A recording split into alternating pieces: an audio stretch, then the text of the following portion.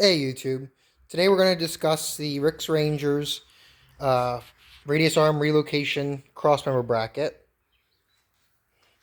So I got this shipped in from RicksRangerz. It was I want to say $130-ish shipped to the door. I think it was like 120 something or whatever. But so came in. Seems like it's a fairly well made unit.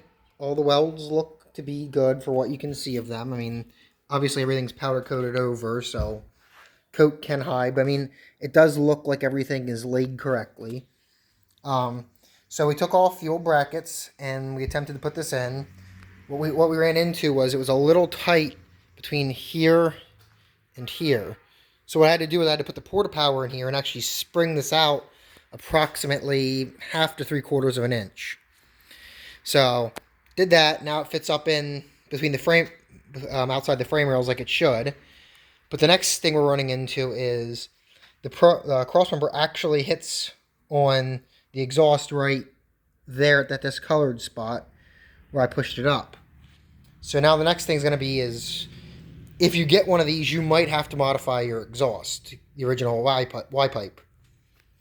One thing I have also noticed is Rick sent this 7/16 hardware and these washers. They appear to be thick enough.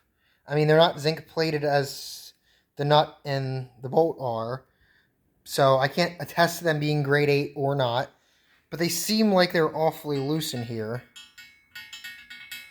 I will say they're not that much smaller, but they're a little smaller than the original 12mm hardware that the Ford companies put in there. What I'm going to do is I actually bought 1/2-inch hardware, all grade 8, all zinc plated, except for the nuts are blacked for whatever reason. But they fit in there snugger, and they fit in in the frame rails as well. So there, and these two are both going to get the 1/2 inch, and I'm going to use a 7/16 here because that's what fits through where you have to cut the rivets out. So continuing, I'll take this out here to show you guys. Sorry about the mess in here. It started raining the other day, and we had to move everything in rapidly. So what this is going to do is this is going to go here with your center holding hole that's here. So that'll bring your radius arm brackets in this area, as opposed to your factory ones are down here. So if you guys want to do this, this is a rivet you need to cut out and remove. Grind it, hit it through with a hammer. There was a rivet right here. I'll see if I can get it the coloration. I mean, I did paint over it the first time, but let's see if I can. You can see right there just the outline of it, where it was. I actually ground this one smooth because nothing's going back in this hole. So if you guys want, you can take it out completely, or you can grind it smooth, paint over it, and you won't really notice it then. So yeah, these are the holes here where I say I'm going to put 1/2-inch hardware in. Hang on. Sorry, guys. I'm trying to do this one-handed. You see there's plenty of room to put 1/2-inch hardware up through there, which is larger diameter. That's what I've used on all the rear stuff, all the Beltec drop things. But I'm going to keep you guys posted because there's the spot as well that hits right there. You can see where it's clean. That's where it hits the exhaust Y pipe. So I don't know if I have enough give to shove this up with the jack and it fit, but I'm thinking I'm probably going to have to actually cut this and notch the actual exhaust to go down over this crossmember, because I really don't want to cut the crossmember. I'll say the crossmember seems fairly well made. The tube that he used is fairly structural. The only thing I really wish Rick would do is I wish he would offer it without the powder coat, because I'm not a big fan of the textured powder coat by any means. I wish he would just send it in so I could have it either my guy coat or I could just paint it.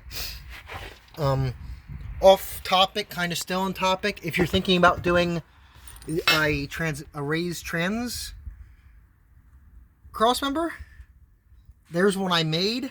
That's just a piece of box tubing, some angle iron, and that's just some 3/8 plate I had around that I just cut, drilled, and put in there. Those are just some odd nuts I had laying to put there for right this second, till I'm 100% sure what I'm doing. I might just put a new mount in there while I have the thing down and off the road, but if you're thinking about buying one for $100 for Pressburg piece of steel, but you're hesitant, I put that together out of scraps I had here. And if I go to my local yard down there to buy the stuff, it'd probably be, I don't know, it'd probably be like $20 in steel with being able to keep the extra angle and all that stuff. So if you're thinking about buying this, it seems like a good choice. I will say, if I do this again, I probably would just buy the outer pieces, and I would fabricate my own center cross member. But otherwise, it seems like this is fairly heavy duty. It seems like it should be fine for what the purpose of it is, especially considering the original basically is just some...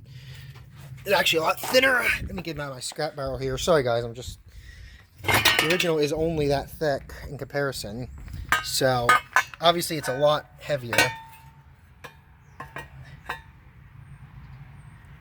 But, alright guys, that's just my quick overview of what the RicksRangerz crossmember does. It moves it from in here to out here. So, keep that in mind if you're running wide wheels. I don't know if that's going to become an issue for you, because obviously your radius arms are going to be out here now as opposed to shoved in. So, I will update you as to what I did with the exhaust as soon as I know. Thanks for tuning in, guys. Have a nice day.